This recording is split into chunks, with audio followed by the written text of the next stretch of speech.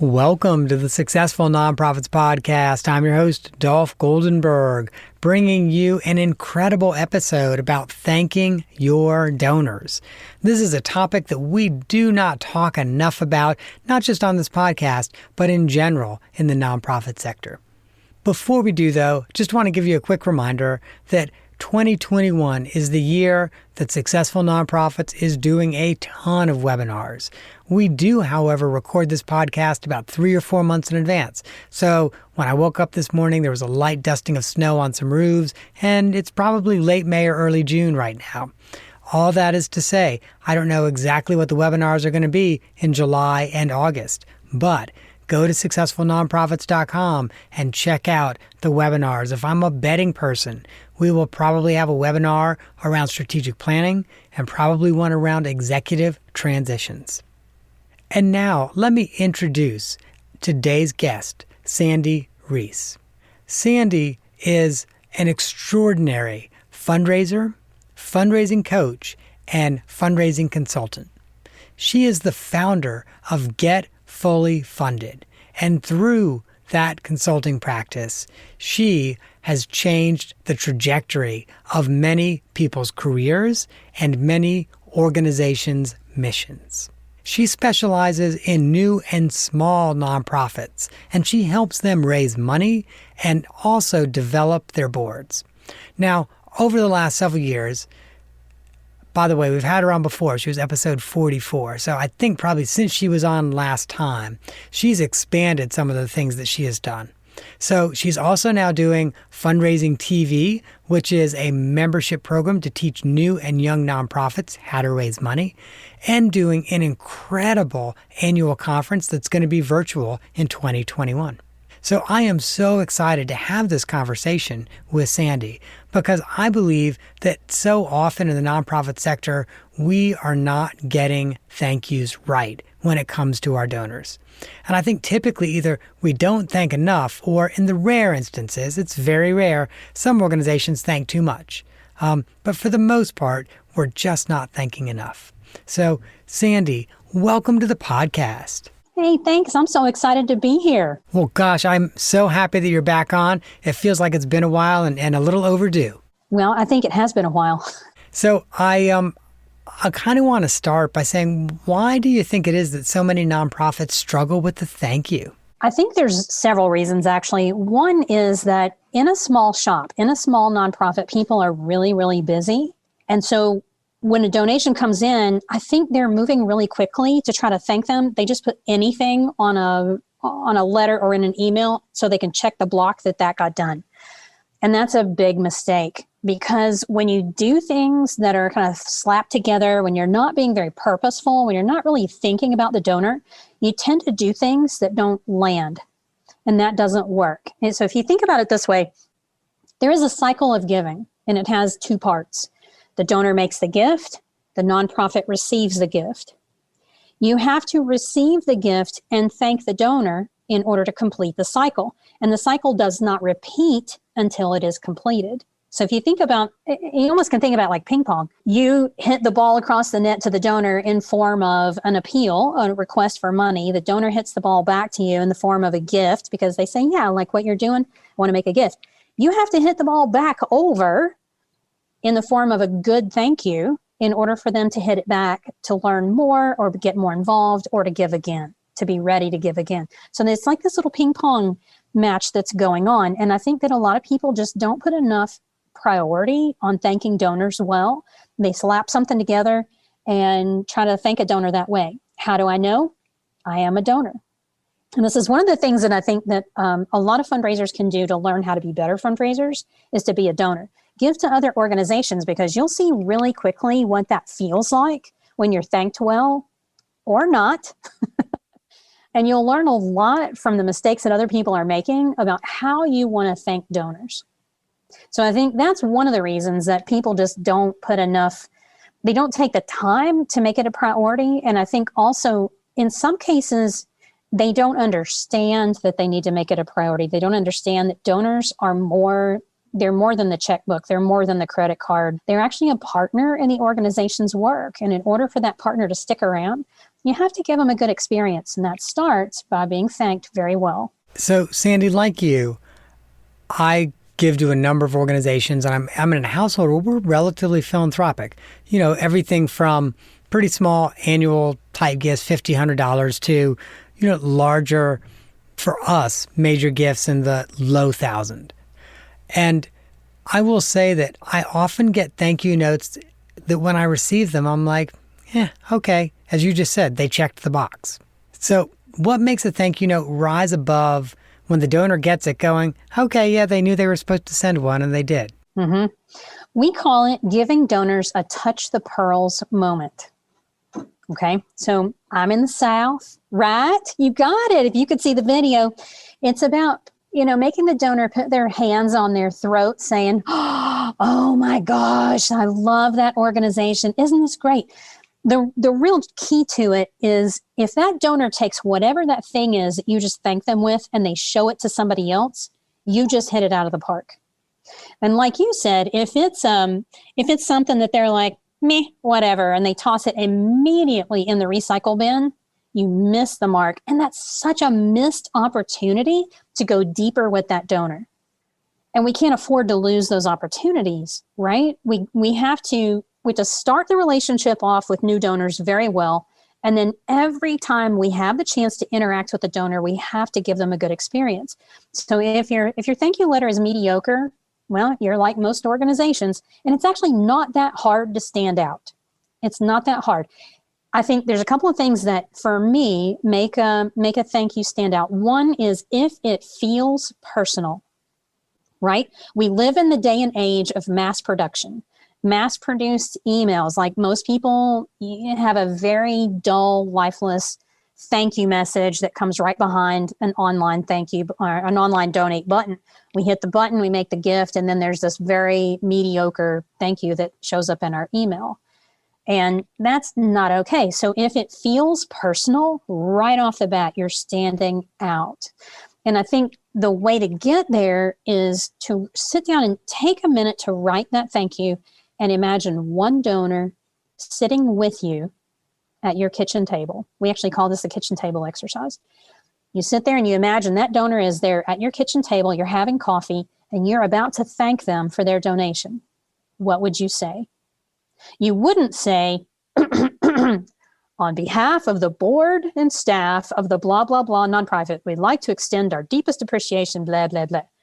No, that feels stiff and formal, and most small nonprofits that I know are not stiff, formal organizations. So it needs to feel personal.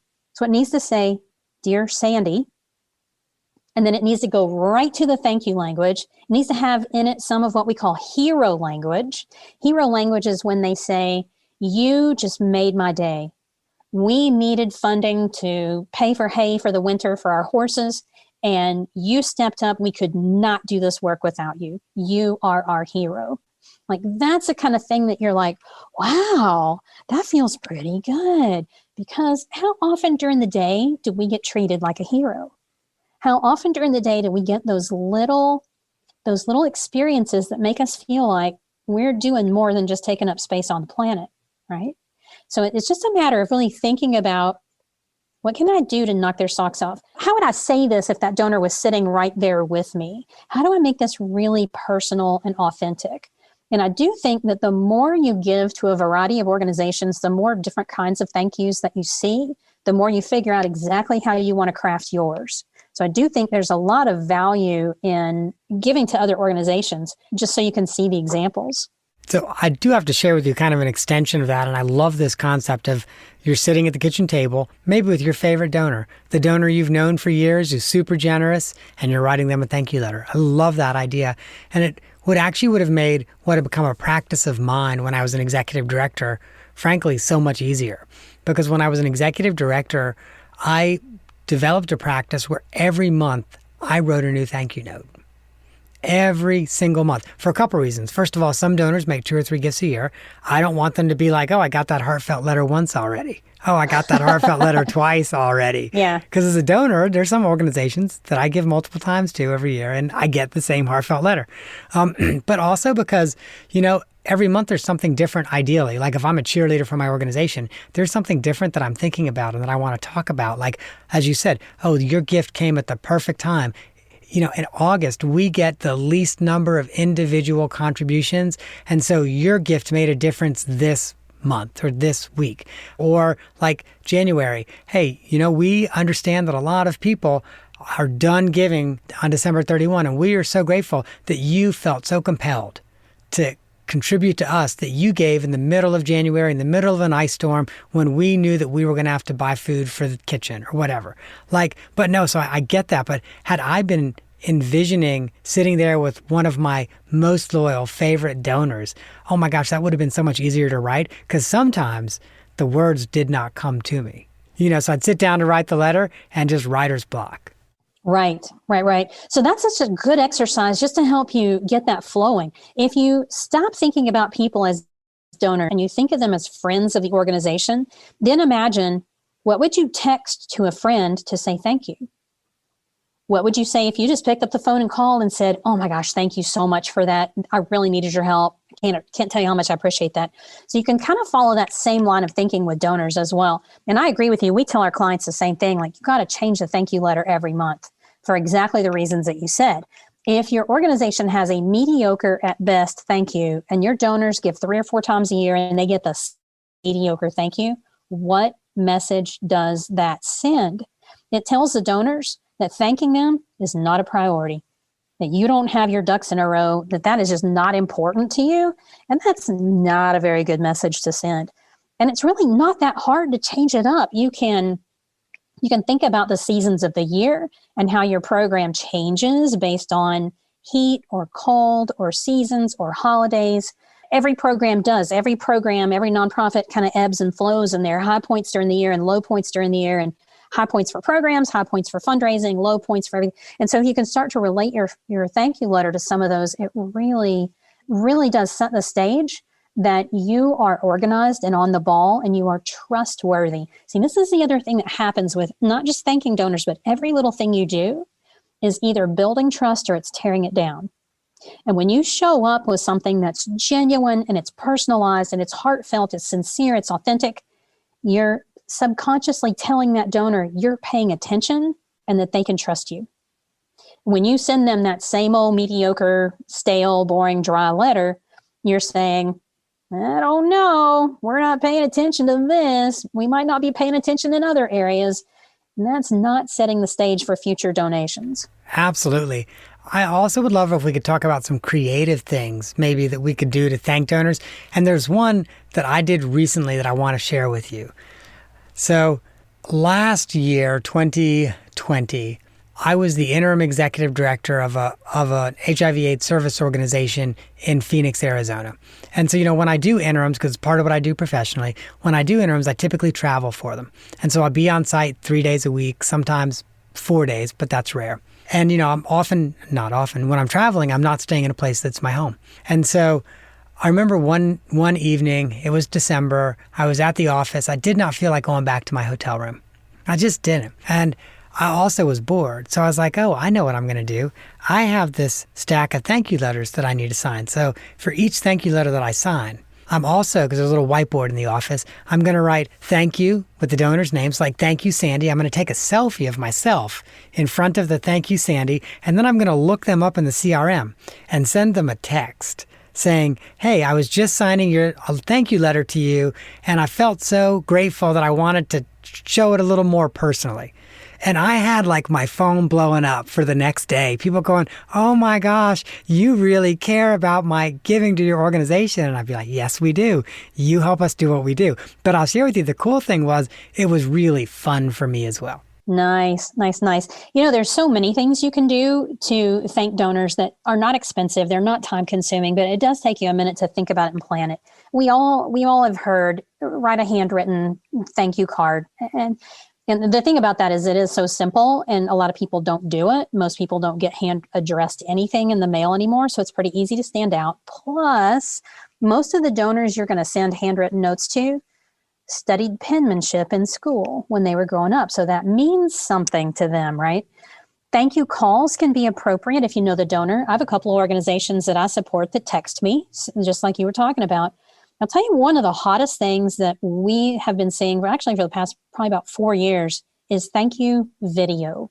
Now, the nice thing about this is you can grab your cell phone. Most people have a smartphone. You do not have to make these real polished. You can literally just hit the button, turn it on and go, hey, Dolph, thank you so much for your donation to our organization. We really appreciate it. And then you can just say a sentence or two. It doesn't have to be long. These literally can be 15 or 20-second videos. But the key is you call the donor by name in the video. You can throw it on YouTube, make it unlisted so that only the person who has the link can see it. And then you email it to the donor. You say, this is just for you. And then wait to see what happens. I've actually done this with lots of clients. It's crazy successful. Yeah, I was going to say, so what are some common responses? We have an animal shelter we were working with about 4 years ago. And their executive director didn't want to do it. And I said, that's all right. Their shelter manager was willing to do it. So what we did is we got their shelter manager to hold a puppy. And we shot these videos to their, I know, right? A puppy, to their top 10 donors. And she called them by name. Hey, Mr. and Mrs. Smith, I'm here with little Paco. And we just wanted to say thank you for your support this year. It's meant so much to us. And then she said another word or two about the animals and their care, whatever. So we sent this, and these people had given, I think it was about $2,000 or $3,000 that year. So this was a nice sized donor for that organization. And our intention was we just wanted to express gratitude. We were not looking for another donation or anything. We're just trying to thank the donor and do it in a really personal way. All right, so here's what we did. We put the video on YouTube, make it unlisted, emailed it to them, got an immediate response from them saying, oh my gosh, this is amazing. We love it. The puppy is so cute. We're so happy to support your organization. And they begin to gush. And this is what people do when they love your organization. They will tell you how amazing you are, and they will thank you for doing the work that you're doing, right? And then within a week later, they get another check in the mail from these donors for another $2,000. Hey, part of what I love about that thank you video is it was so mission driven as well. Mm-hmm. Very much so. We have another client that runs a farm animal sanctuary, and she's in the habit of doing thank you videos, and she will do them for every donor. Hold on, she'll do them for like a $25 donor. Yeah. No, get this. I had her doing a $5 Friday on Facebook last year, and she did thank you videos for people that she could reach who gave on her $5 Friday. So time out. I don't know what $5 Friday is. You got to tell me what that is. Okay, so $5 Friday is a way, it's basically a fundraiser on Facebook where you're asking people to give $5 to help you fund a small solvable problem. So in her case, I don't know, I think she was trying to raise money to purchase vegetables for the pigs at the farm animal sanctuary because it's, in the winter, you don't get a lot of food donations. It's not as bountiful as they are in summer. And so people gave, and she's just in the habit of shooting these personalized thank you videos. And she did it for people who even gave $5.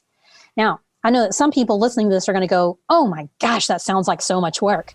Admittedly, I thought that. Right? But think about this for a minute. Think about the investment that you're making in that relationship. Think about how special those people are going to feel. Think about how impressed they're going to be and how likely they are going to be to give again. Like your chances of a repeat gift just skyrocketed with something like that. Now, the other thing that I tell people is that's how she does it. You don't have to do it that way. But I do think for major donors and for monthly donors, that's a really powerful thing to do once a quarter or so, is to shoot them a personalized video where you're either highlighting part of one of your programs or you're simply just saying thank you from your office. But calling them by name and making them feel special is part of what's going to help them feel connected and keep them giving all year long. I like that a lot. And as I think about that, if you do it quarterly, there's almost always something like, oh, we got this new piece of equipment that we use in the soup kitchen, or, oh, we just renovated this group room that all of our youth use. Right.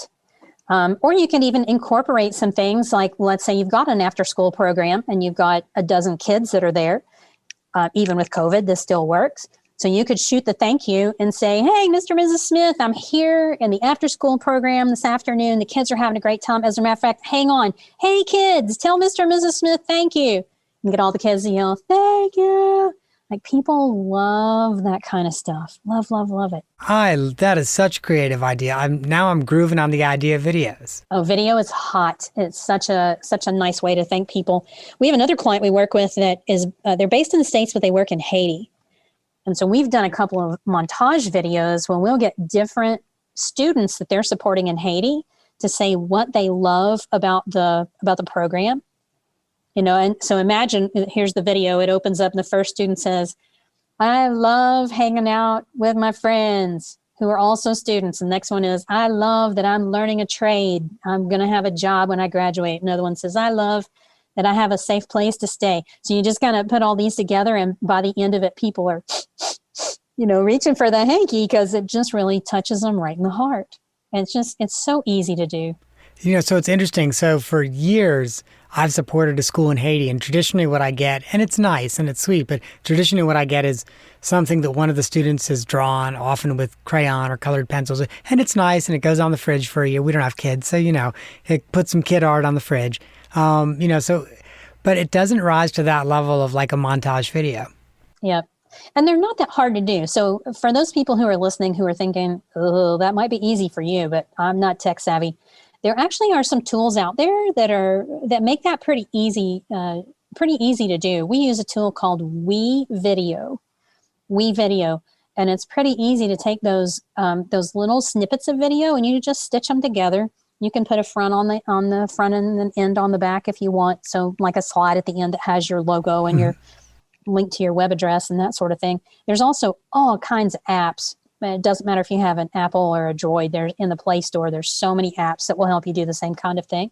So if you want to keep it simple, you absolutely can. If you want to get fancy with it, you can do that too. But I will tell you, of all the organizations that we work with, the ones who are finding fundraising easier are the ones who are thanking their donors well. Wow. So video is a great creative way. Are there any other creative things that you're currently working with clients around to thank donors? Well, we work with a lot of animal welfare organizations, so animal shelters, animal rescue. And sometimes we send out cards from a dog in the shelter.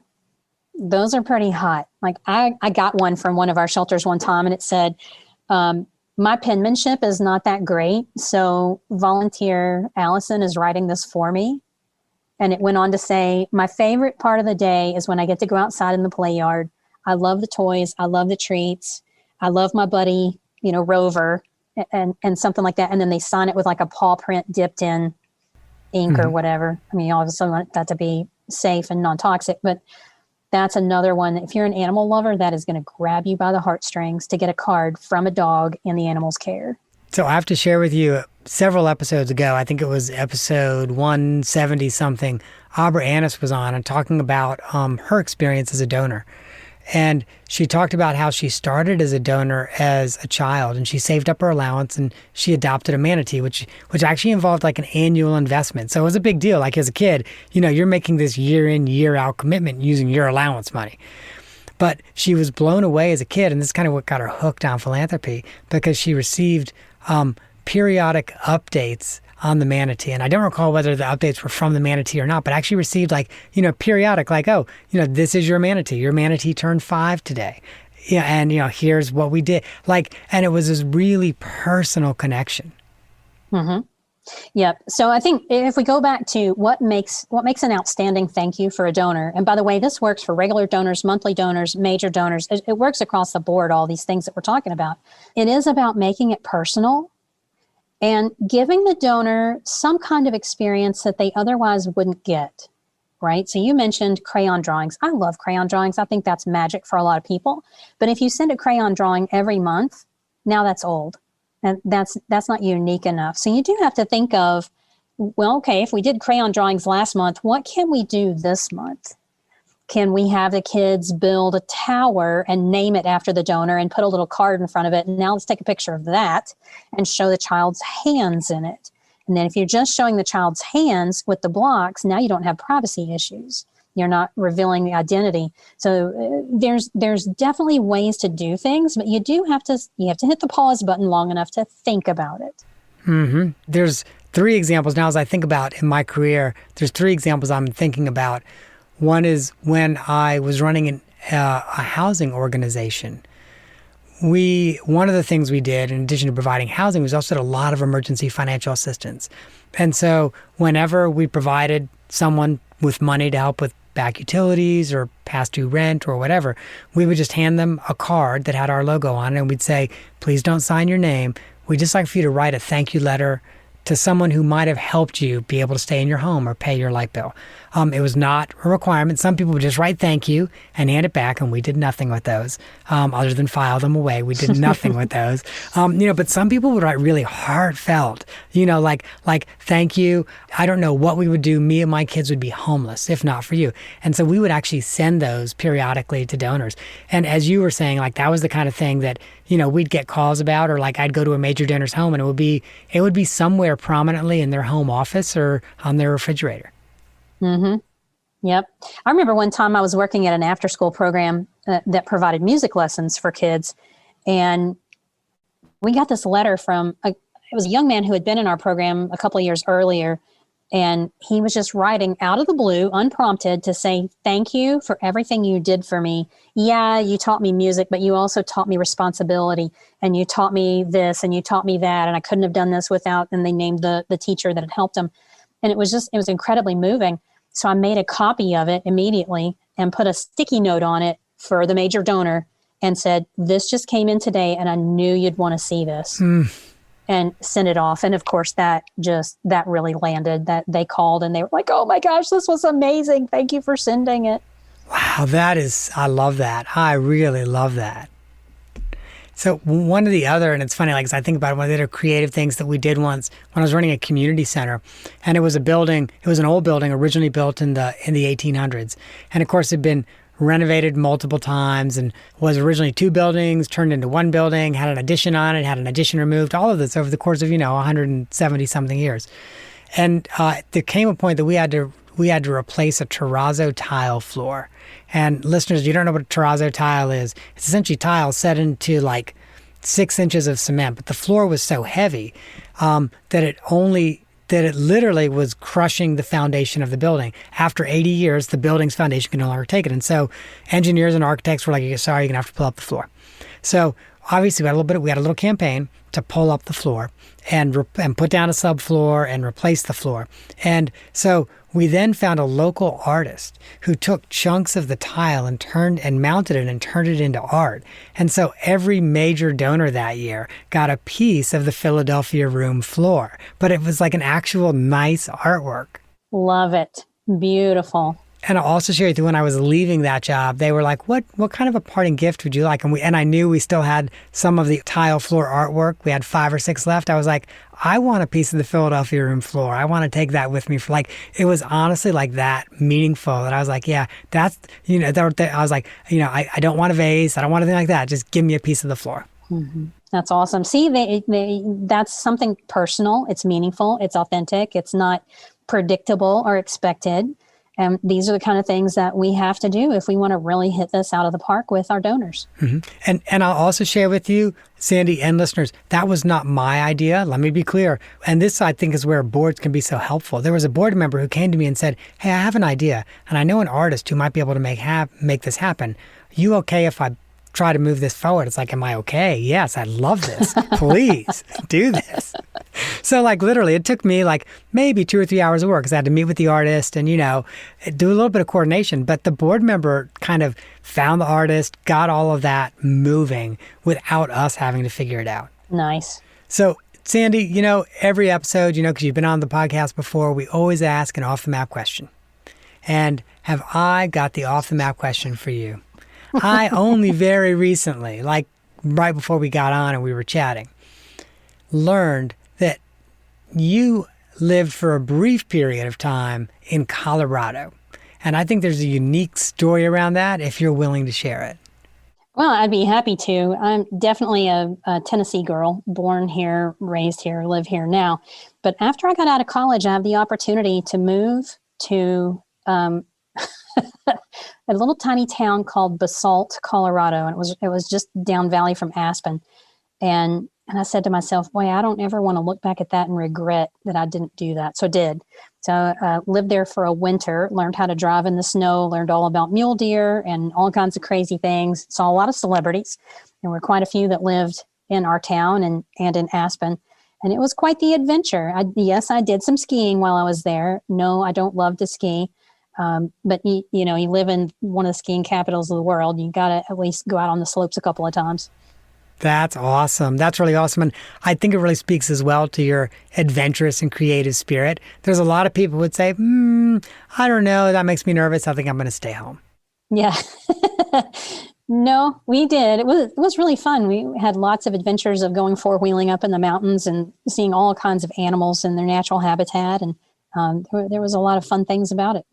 Awesome. Well, Sandy, thank you so much for coming on. I feel so strongly that you have given our listeners some ideas, not just on how to thank donors, but how to build relationships and increase their retention rate. And we all know it's that coveted retention rate is the secret to building your donor base. So, Sandy, thank you so much. My pleasure. Happy to share. Well, listeners, if you want to get a hold of Sandy, there are several ways that you can, and I want you to have those.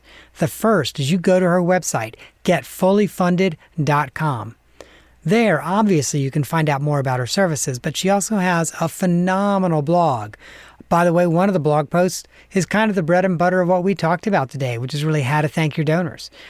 Also, while you're there, you can get lots of great free resources, including her one-page fundraising plan that helps people get their plan out of their head, onto paper, and into reality. And so it's a great free resource. I recommend that you check that out, as well as Fundraising TV, which is her membership program where she teaches new and young nonprofits how to raise money. And last, of course, she's got a Facebook group. It's a long URL. I'm not going to try to read it out here for you, but we're going to link to it in the show notes. And listeners, if you missed any of those URLs, don't worry. Just head on over to successfulnonprofits.com. We're going to have all of this in the show notes, and maybe even a couple other surprises as well. Just a good reason to go over to the show notes. If you enjoyed this episode, there are 2 episodes that I want you to think about listening to. The first is episode 44, which is the first episode with Sandy Rees. I'm telling you, if this was a good one for you, that's going to be a great one. We actually talked about that one-page fundraising plan back then. And then also, if you liked this episode, please make sure you check out episode 177, Help Donors Fall in Love with Your Organization with Abra Annis. What a dynamic, great episode from the perspective of a major donor. That, listeners, is our show for the week. I hope that you have gained some insight to help your nonprofit thrive in a competitive environment. And just a quick reminder that I'm not an accountant nor an attorney, and neither I nor the Goldenberg Group provide tax, legal, or accounting advice. This show is for informational purposes only and should not be relied on for tax, legal, and accounting advice. If for some reason you or your organization find yourself needing that type of counsel, please find a credentialed, qualified, preferably local person who can help meet that need. And if you're scratching your head thinking, I don't know anyone like that, reach out to me. I might be able to give you a referral.